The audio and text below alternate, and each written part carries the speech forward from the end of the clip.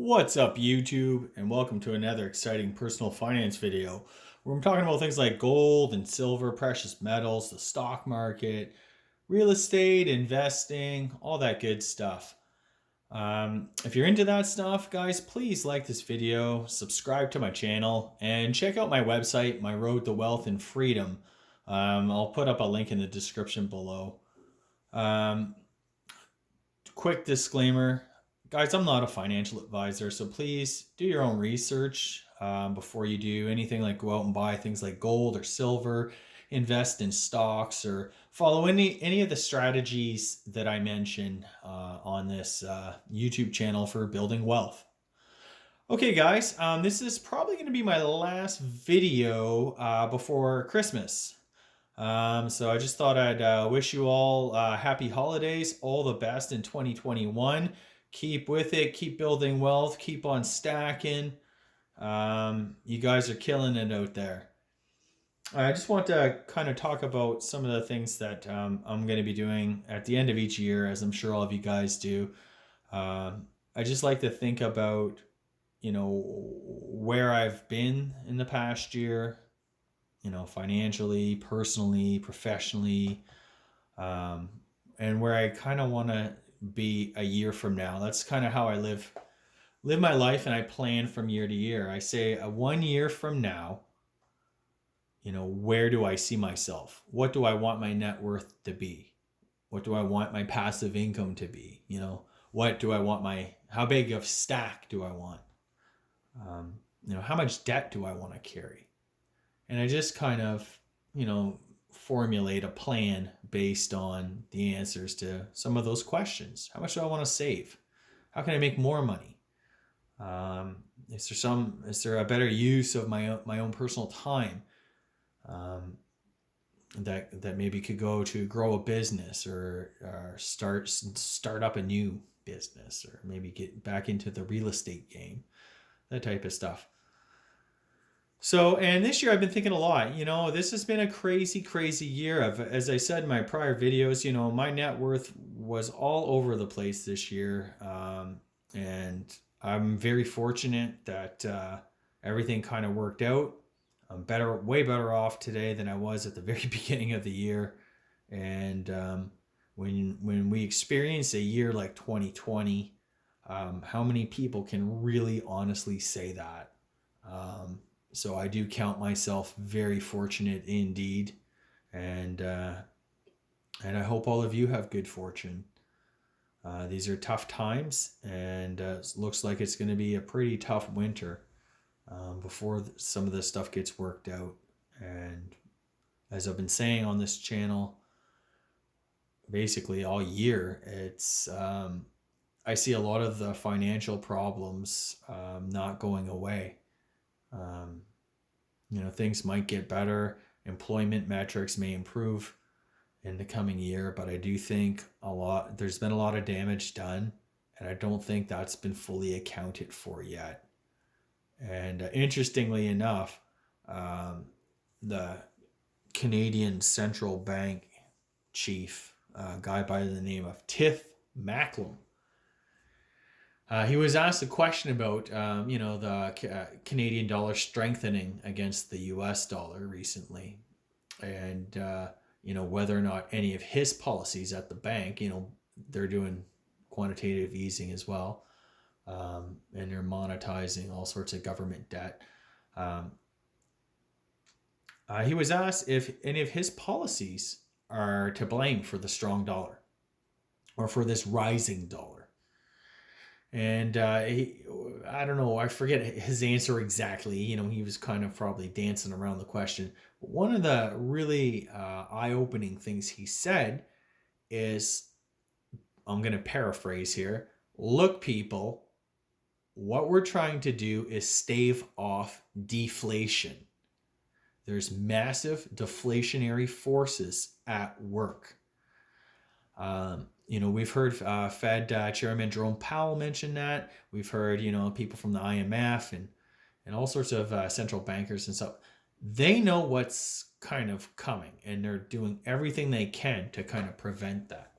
Now, I do think I was listening to Peter Schiff just the other day, maybe it was yesterday, I think, and he was talking about, this massive inflation is going to come. The Fed's going to create inflation. It's going to run out of control. You want to be into things like gold and silver, commodities, real estate, whatever. And again, I just did my video there, last week about, this whole, all year long, we've been kind of dancing between inflation, deflation. I think preparing, let me just mention this. I don't really see that we're headed towards like this hyper inflationary scenario. I just don't see that. Will we get, inflation, possibly double digit? Maybe that's a possibility. I'm not sure. But what concerns me and what should concern everybody basically is the possibility of deflation, particularly if you have debt. If you have debt and we get hit with deflation, it just becomes harder and harder to pay that money back. And I think as we've seen, there is a massive global debt bubble. In Canada, countries like Canada and Australia, they are among the worst when you look at the debt metrics of those countries. The United States is a bit better off, but not much. Europe is, in trouble. China has a huge debt bubble. So I feel like the central banks globally they know this is out there. I mean, it's no secret. They see what's happening, and they are fighting that deflationary forces. So I just think to myself, I don't carry a lot of debt. If you guys checked out my website, My Road to Wealth and Freedom, if you took a look at my net worth updates, I don't really carry a ton of debt. In fact, I think my debt to liquid asset ratio is somewhere maybe it's almost 3-1. I have 3 times liquid assets versus my debt, which is a really, really healthy, I feel anyway. It's a really, obviously debt free is the best, but it's a really healthy thing. That means things would have to go down quite significantly, over 50% for me to not have enough liquid. I mean liquid. That's things like stocks, bonds, cash, that type of thing. Accessible money to pay those debts. So, but that said, I've always been uneasy about carrying that level of debt. And it's something, usually I try to attack my mortgage every year, maybe try to put some extra money towards it, anywhere from, say $5,000. In some great years, I've put nearly 20 or over 20. But this year has been a little bit different. I've only managed to put about, I think so far, about 6,000. I just put a couple thousand on it just the other day. So about 6,000 extra in payments. It's a lot, but it's a drop in the bucket compared to, if you have a mortgage of 250 grand or whatever. 6 grand's not a big amount of money that you're putting down on it.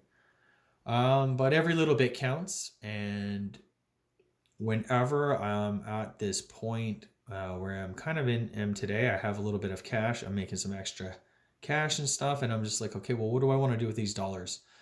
Of course, I bought a lot of gold and silver this year. I invested a lot of money into the stock market this year. Took advantage of those prices, the price collapse. The oil stocks getting killed. But I think one of the things I haven't really done a whole lot of this year is actually put a little bit of money towards debt, long-term debt, like my mortgage, and I just want to be debt free. I'm sure we all do. But I've been doing this, for about maybe 13 years now, maybe 14 years, and I've had one heck of a ride. I've ridden the real estate and stock market to all-time highs, and I recognize that it's not my ability as an investor at all that's really responsible for my success financially. It's just being in the game, being in the right areas, the right two asset classes, real estate and stocks. If you were in that for the past 10, 12 years, you started investing heavily at the end or during the global financial crisis of 0809, you were laughing today. You have, if you did everything wrong, at minimum, you've probably doubled your money. If you just sat in an index fund, you've easily doubled your money. Maybe triple or quadruple, depending on how often you invest. And I think a big part of it too is just the habits that I develop. I save and invest regularly. I've owned precious metals a long time too. A lot of that was from my coin collection. And I haven't always been like a big stacker. But I do recognize the importance of diversification.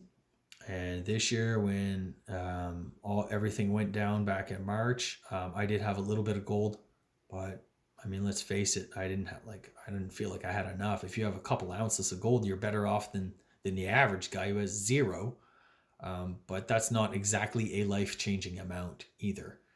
So I started to acquire a bit more physical gold and silver this year, which I plan to hold for a very, very long time. This stuff is out. What you see here, I'm not going to be flipping this next year. If gold goes to 25, I don't care where gold goes. And I feel like that's the thing when it comes to like the stacking community, that maybe people don't understand. We all know, the paper markets have been suppressing the price of gold and silver for a very long time. That's not likely to end anytime soon. But the guys like me and other people who are buying this stuff, we're not flipping it. When you own physical, you are basically holding it forever. If I never need to use it or have to cash it in, great. My children will have it.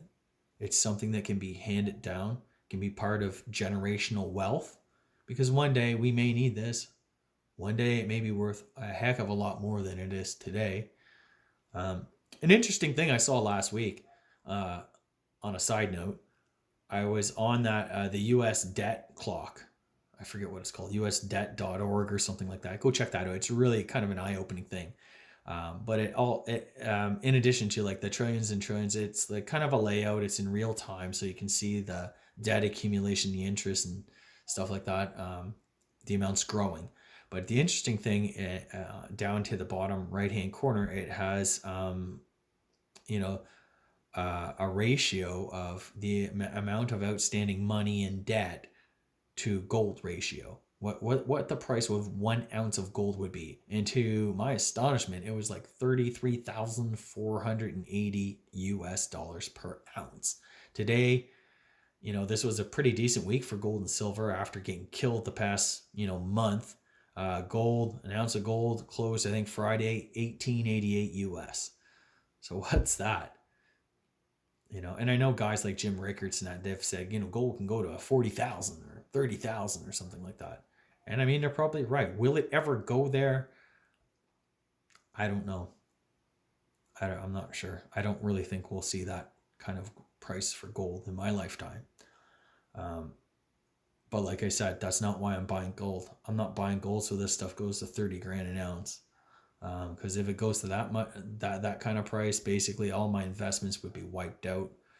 Maybe my home, the value of my home would be like worthless.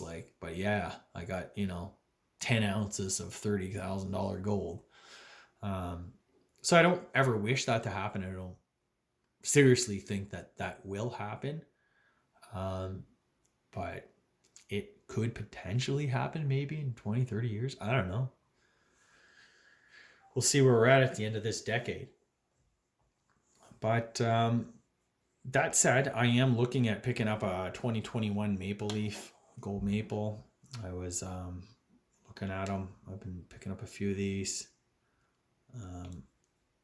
Years ago, I had this idea or plan where, hey, I'm making some decent money. If I get a bonus, maybe I'll take some of that money and just throw it into buy a piece of gold. And the problem with buying a piece of gold is that, on the one hand, it's very easy. I can just go to Silver Gold Bull. I got a link in the description. That's who I use, guys. They price match.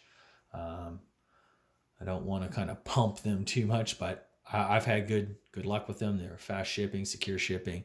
Um, but it's actually there's some work involved. If you want to own physical gold, you have to go to like a coin shop or a Silver Gold Bull, and go through all this stuff. You got to pay cash for it usually, um, or they mark it up if you use credit card.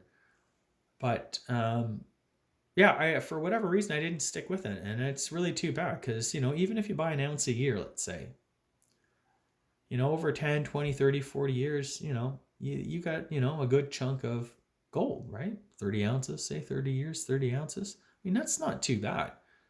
It's something to fall back on. And I think in this day and age, people are they're so, I don't know what it is. They just kind of, anything of value that they own, their instinct is usually just to sell. Like I still have gold I bought in high school.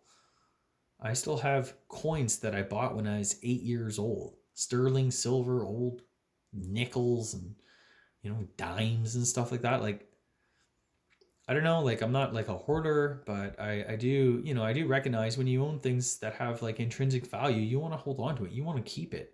I feel like part of building wealth is not constantly, selling out. I mean, in the early 2000s, gold went from like, I don't know, 200-300 bucks an ounce to like 700, 800 an ounce.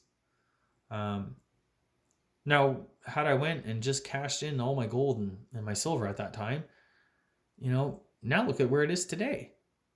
It's a good $1,000 more. Yes, there's a time value to money and stuff, but my point is just that in my life, at least what I've learned and what I've found is that if you want to build wealth, you need to own things and keep things.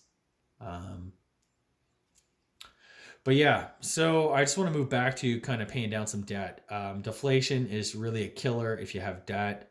I do have debt, and part of my goal for 2021 is going to be to get back on track, paying off that mortgage. I don't feel comfortable buying stocks at all time highs. I don't really buy the idea of Dow 40,000, Dow 50,000 anytime soon. Um, and if it goes there, that's not really a market that I want to be involved in. Um, you know, I again they keep saying that this market's different because we got a bunch of speculators and millennials, first time people jumping into the market. Um, that to me is not like a solid fat. Like we're not the market. The price of stocks, not it's not going up based on fundamentals. I guess that's the real issue. And just like in the .com crash, we're hearing people, or just before the .com crash, people were saying, "Oh, it's okay that these companies don't have any earnings and they're actually losing money quarter after quarter, year after year, year after year. We just don't understand that this is the new way now." So companies like Tesla, which just got added into the S&P 500 there on Friday, with a weighting of 1.69%, it's the fifth largest holding in the index. It's okay to have these at sky high valuations because we are all just really dumb and we don't really understand that this is the new way of valuing things. I know how the .com crash ended. I actually was invested. I had some money invested back then, and it's just we're constantly told these things by these financial experts, financial professionals, and I'm seeing them now. Now that the market's recovered, I see guys saying, "Oh yeah, it's safe to buy the banks now."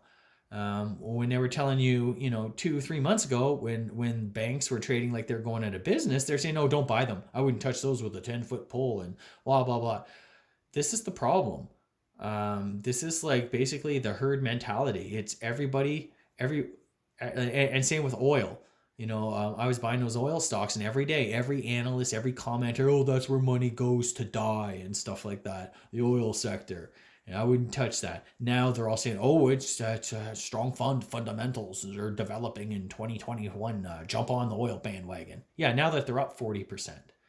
The name of the game, guys, it's always been this too. And I've seen this in 08, 09.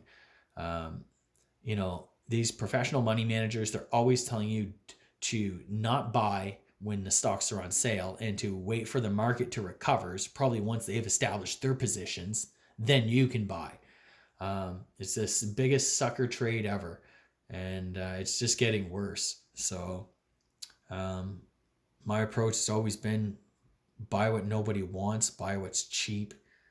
At least that's what I've tried to do, and make it a point to invest regularly. If you're not sure where to put money, I just throw my money into index funds. I know indexes can be high as well and stuff, but you want to be involved in the game. If you're going to get picking stocks or whatever, then you really want to kind of do a little research and kind of know what you're getting into, and making sure that when you're buying something that's like heavily beat up, that you know what you're doing and what it is you're buying.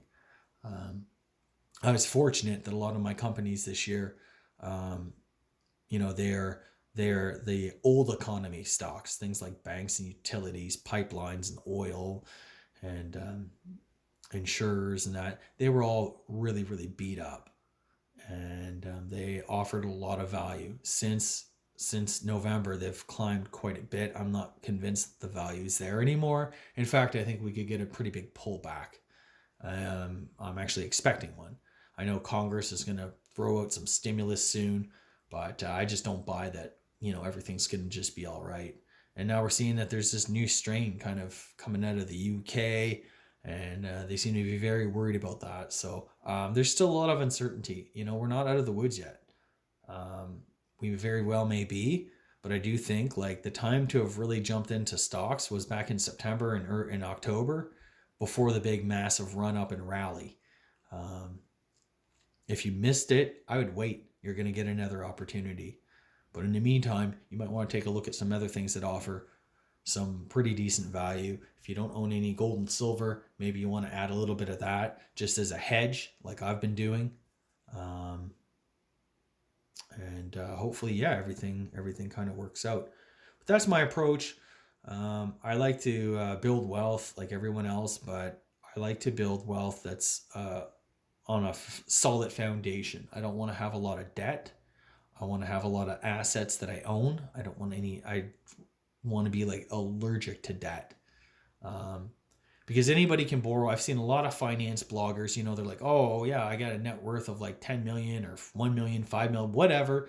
And you look, and it's basically a house of cards. It's built on so many different mortgages, lines of credit. They play the game with the credit cards, the balance transfers, and low, 1% annual or 0% balance transfer for a year, 6 months. And it's like, you know what? I've never been comfortable with that approach. I've always felt like, it's a house of cards and it's going to collapse and end very badly.